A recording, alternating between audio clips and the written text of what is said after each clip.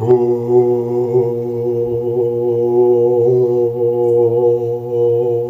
Mani Padme Hum Ri Om Mani Padme Hum Ri Om Mani Padme Hum Om Mani Padme Hum Om Mani Padme Hum Om Mani Padme Hum Om Mani Padme Hum Om Mani Padme Hum Om Mani Padme Hum Om Mani Padme Hum Om Mani Padme Hum Om Mani Padme Hum.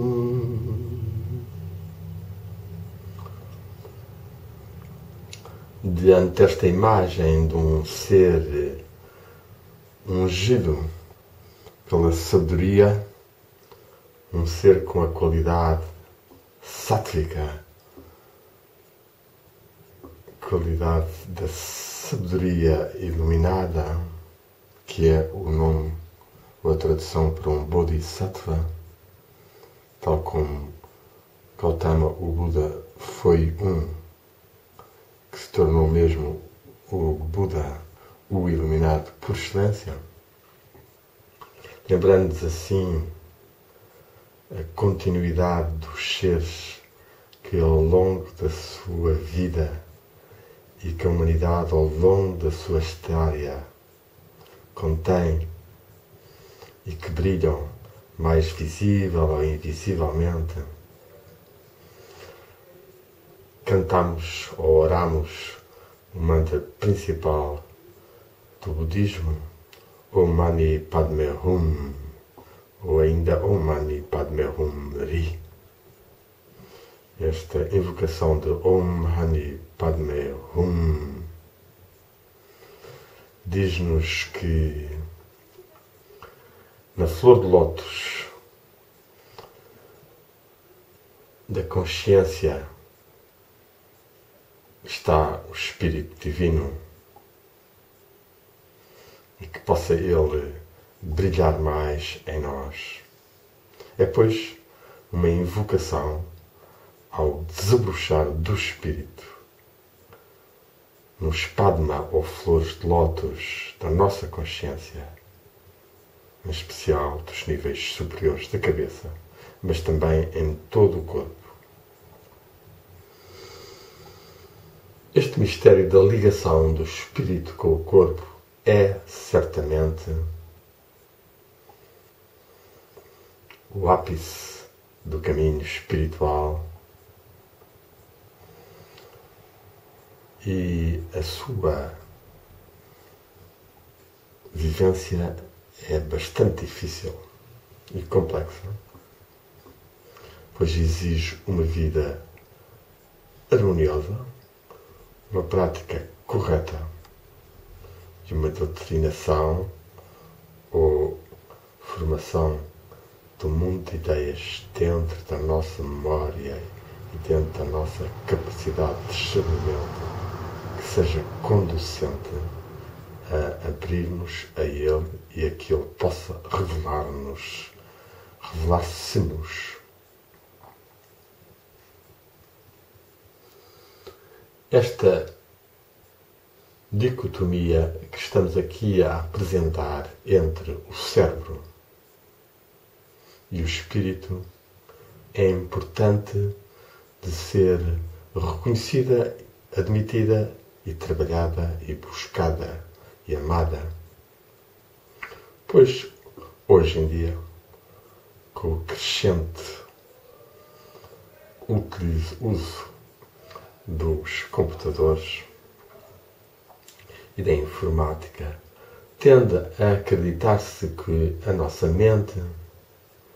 é como um computador e que são dados os registros sensoriais a ele, que os transforma em bits e assim se processa a informação e, no fundo, a constituição do nosso próprio ser. Nada mais errado, desde o princípio, pois um computador, para existir e para funcionar, implica que haja um ser humano que, primeiro, o fabrique, segundo, que o ponha a funcionar, e terceiro, que o saiba também utilizar. Quando nós recebemos as informações pelos sentidos e que são recebidos nos neurónios e partilhados pelas sinapses, de acordo com a nossa atenção e com o desgaste de uma certa energia, há que interrogar-nos que princípios diretores são os que estão por detrás do que verdadeiramente caracteriza o conhecimento e a informação, que é a sua arrumação ou estruturação num todo que ultrapassa a informação dada e que pode estar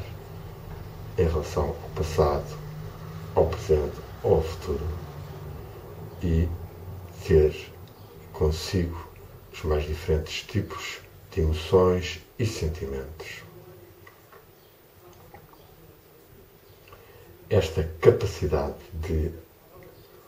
ordenação e arrumação da informação nas zonas correspondentes da nossa memória,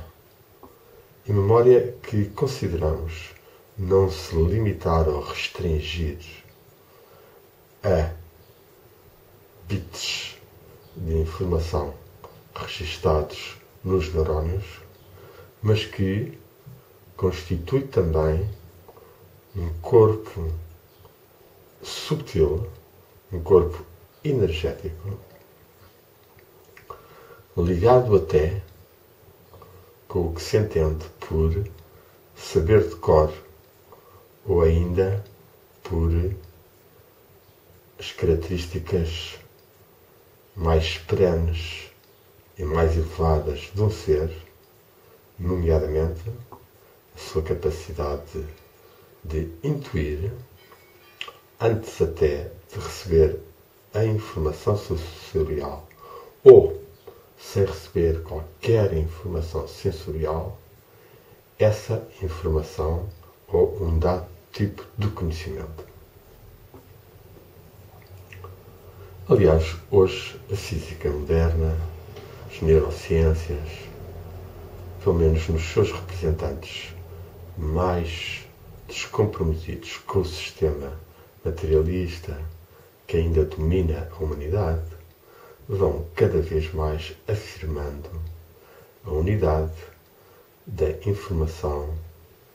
mundial, planetária, da humanidade e cósmica, isto é, que existe, usamos a expressão de Daniel Radin, um cientista com quem tive até a oportunidade de dialogar num dos colóquios da Bial, o emaranhamento da mente. A mente está interligada com as outras mentes. Nada disto é novo, no fundo, apenas algumas possibilidades de experimentação e verificação laboratorial se conseguiram fazer, ainda que não sendo aceitos por muitos outros cientistas, e que na antiguidade se denominava a alma mundi, ou corpo místico da humanidade. Conceitos estes, ou designações estas, que apontam para a existência de um corpo espiritual em cada um de nós, que não está apenas dependente do cérebro, ainda que certamente ao estar vivo na Terra e no corpo, ele seja o seu instrumento principal, mas que pode também sair do corpo ou estender as suas capacidades ou sentidos espirituais para além do corpo, para além dos 5 sentidos. Teremos então que admitir a existência de sentidos espirituais num corpo espiritual E, quanto a mim, esse é o aspecto talvez mais importante da nossa passagem pela vida terrena, que é adquirirmos, construirmos, talharmos o corpo espiritual, para usar uma expressão até utilizada por Fernando Pessoa, pelo qual nós podemos alcançar um autor, também lido e apreciado por Fernando Pessoa, Drummond, dizia de uma imortalidade condicional. A nossa capacidade de estarmos conscientes no além depende em grande parte do que nós desenvolvemos nesta vida de talhamento, ou construção ou desabrochamento de um corpo espiritual pelas nossas virtudes desenvolvidas ao longo da vida. E virtudes vem de vir, latim, significa as forças que nós desenvolvemos pelas nossas práticas, pelos nossos estudos, pelos nossos sacrifícios, pelas nossas abnegações, pelas nossas dádivas, pelas nossas orações, contemplações, ascetismos, peregrinações, toda a ampla gama de criatividade que o ser humano tem ao seu dispor e que alguns seres mais brilhantemente exemplificaram, se tornando sábios, ou gênios, ou poetas, ou grandes artistas, ou grandes filantropos, e que abriram dimensões mais vastas a eles próprios e aos que leem ou os seguem. Temos então que referir que existe então uma tradição espiritual da humanidade. Existe uma filosofia perene. A prisca teologia, como os mestres do Renascimento, como Marcelo Ficino, Pico della Mirandola, o Rubino Stoico e outros afirmaram, pela qual há uma continuidade de seres que vem desde sempre e que passa pelos nossos dias e que nos leva a receber, direta ou indiretamente, essa mesma continuidade de uma tradição espiritual universal e também portuguesa, tingida pelos seres portugueses. Os roxinóis, como lhe chamou Augusto de Santa Rita, na revista Exílio, que fez em 1916, com a colaboração importante de Fernando Pessoa, roxinóis esses que são os poetas, que desde o tempo das cantigas de Amigo e de Dom Dinis, e passando por Camões, Bernardino Ribeiro, Sá de Miranda, Antero, Cesário Verde e Nobre, transmitem nos seus ritmos, nas suas cores, nas suas energias, o que passa diretamente ou através das mães e mulheres que os recebem para os futuros nascituros, assim se continuando e mantendo ininterruptamente o que ele chamou também essa circulação luminosa à sombra do pomar das maravilhas que foi, é e será sempre Portugal. Pomar das maravilhas, pomar das maçãs da imortalidade. E assim somos nós todos os que trabalhamos nesta tradição espiritual portuguesa que teve ao longo dos séculos grandes seres e que no século XIX e XX teve alguns mais notáveis e bastante mais reconhecidos, como Antero de Quental, como Fernando Pessoa, como Agostinho da Silva, para não falar de muitos outros que colaboraram ou estiveram em ligação com estes seres ou que os antecederam nesta jornada de revelação maior da plenitude do Espírito. Certamente que na época as limitações a este conhecimento eram bastante maiores que nos nossos dias, em que todo o conhecimento está praticamente em rede, já não só no corpo místico ou alma do mundo, mas também em parte na própria internet, ainda que haja que saber discernir muito bem o certo do errado, pois há milhares e milhares de informações manipuladas, milhares e milhões de sites ou páginas lançadas para criar uma certa confusão ou uma certa indiferentização, quando de facto nós temos que saber discernir bem o que é que nos faz avançar mais para o Espírito e para a origem do próprio Espírito, que é a divindade e que é, por sua vez, a fonte do bem, da verdade e do amor. É este discernimento que caracteriza os seres mais iluminados, os seres mais harmonizados com a verdade e o amor, e que nós devemos participar e ser também. Certamente que este espírito é de uma essência tão sutil que as máquinas, por mais sofisticadas e modernas e aperfeiçoadas que tenham sido, não conseguiram ainda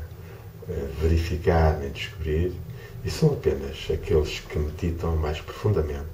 que com o seu sentido espiritual correspondente à visão, ou com o sentido espiritual correspondente à audição, conseguem ter sinais da sua existência e por aí serem inspirados e fortificados para a grande luta e peregrinação que é a vida entre tantas correntes e seres que se dilaceram e que, infelizmente, devido ao domínio de um sistema económico capitalista bastante injusto e desigual e a vários regimes políticos assentes em interesses económicos e não, de forma alguma, em interesses culturais e humanitários, têm provocado tantos sofrimentos, tantas destruições, tantas guerras em tantas partes do globo. Nós, portugueses, temos tido uma sorte, uma fortuna, pela providência ou pelo que seja, de não termos tido as grandes destruições de guerra que assistimos a países tão ecuménicos como eram a Síria, por exemplo, ou outros do Médio Oriente que são completamente dilacerados e que em grande parte se tornaram nestes últimos anos ruínas incomportavelmente caras para serem reconstruídas, relegando a humanidade aí residente para estados subhumanos de sobrevivência e obrigando-os a emigrar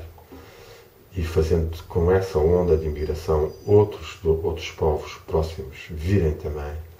e serem hospedados com maior ou menor qualidade no Ocidente,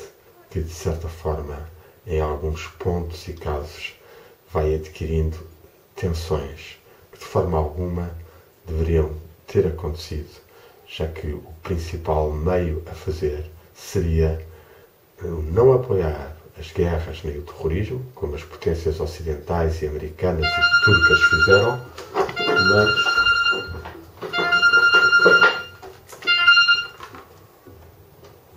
mas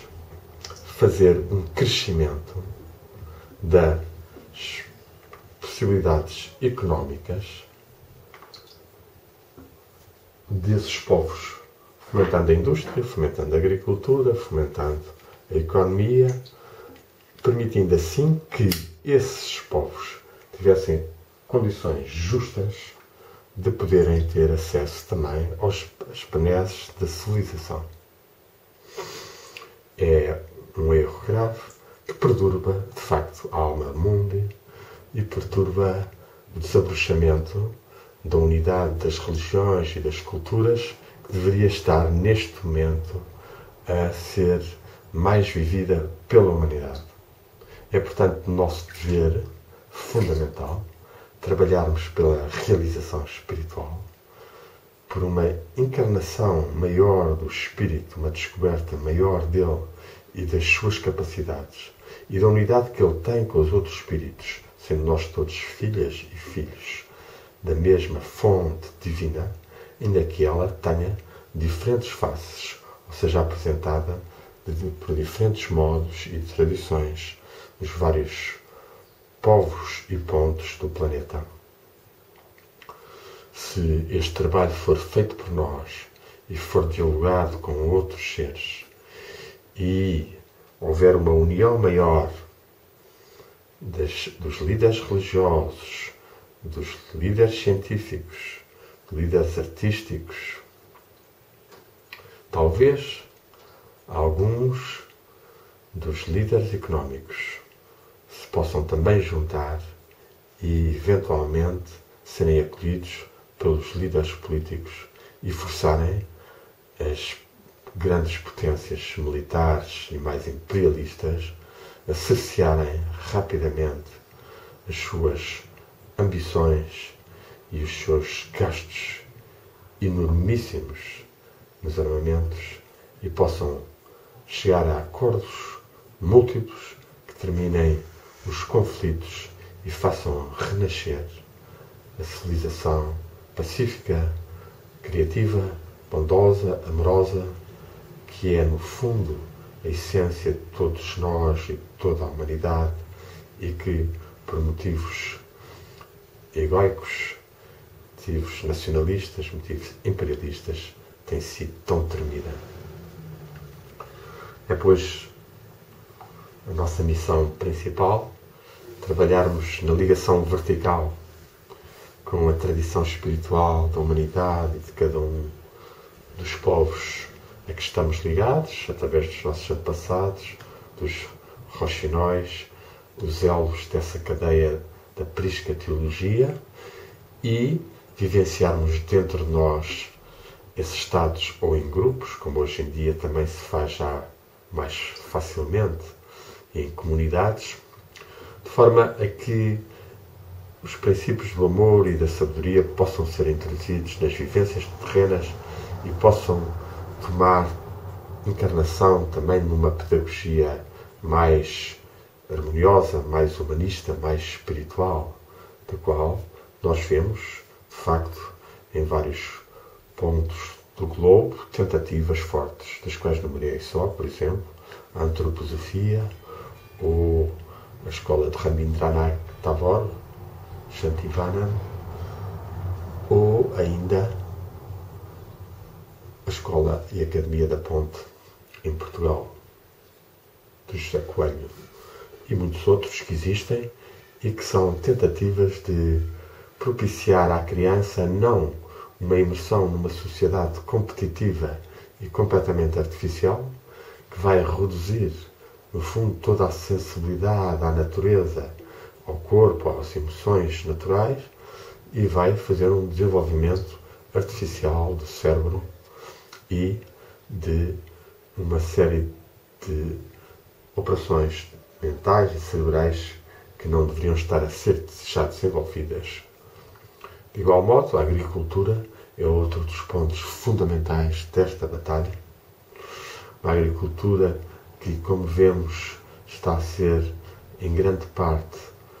dizimada pela ação de grandes companhias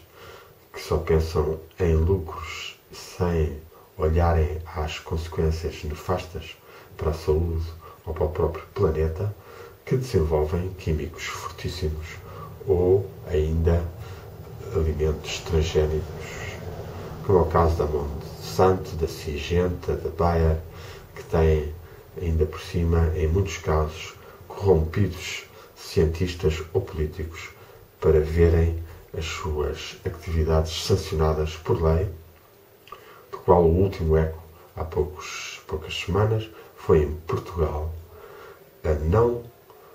proibição dos alimentos transgénicos que os partidos do Centralão, PS, PSD e CDS, fizeram na Assembleia contra os votos do Bloco de Esquerda, do PAN, dos Verdes e do Partido Comunista. É de facto uma luta importante e quem tem terra e possa cultivar a agricultura biológica ou quem puder trabalhar na permacultura ou na biodinâmica ou ainda consumir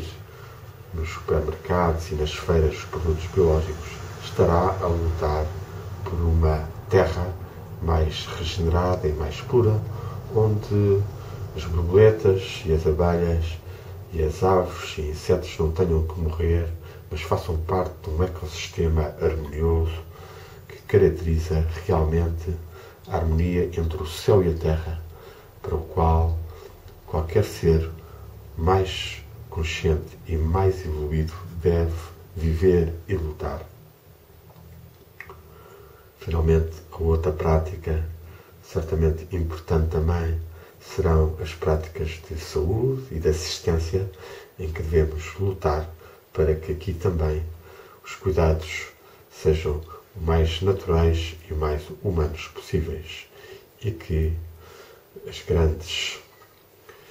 empresas que se tornam os hospitais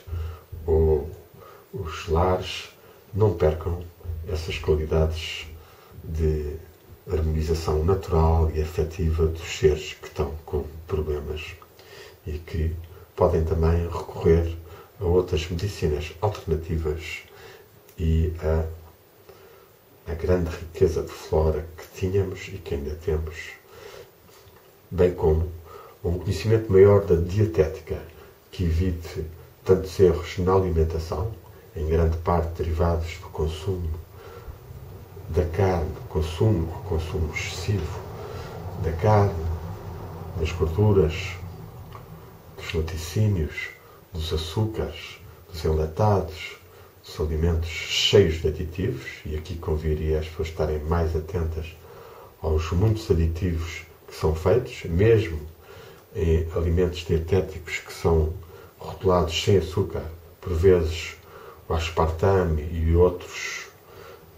adoçantes, edulcorantes que são acrescentados ainda são piores que o açúcar, bastante piores mesmo, pelo que devemos também estar atentos e partilharmos os conhecimentos da alimentação, seguindo os princípios greco-romanos que foram expressos nessa famosa frase mens sana, corpore sano, ou ainda que o teu alimento seja o teu medicamento. Finalmente, a prática da meditação é fundamental, a prática do estudo e de não perdermos tanto tempo na alienação televisiva, seja dos espetáculos, seja do futebol, seja dos comentadores políticos, é muito importante termos presente. A televisão, hoje em dia, devia ser cada vez menos utilizada, escolhendo cada um se quer o seu contacto com as imagens exteriores através dos seus computadores e da ligação à internet, e desenvolverem antes, pela prática da meditação e da contemplação, a sua abertura e receptividade às imagens que provêm do tal espírito e do tal anima mundi, no qual temos o nosso ser e somos. Amém. Vamos terminar assim. A gravação está a chegar ao fim. E, claro, desabrochar mais o amor, a afetividade com a amada ou o amado, com a família, com os vizinhos, com a própria humanidade é fundamental, pois o amor em ação, com a sabedoria, é o caminho.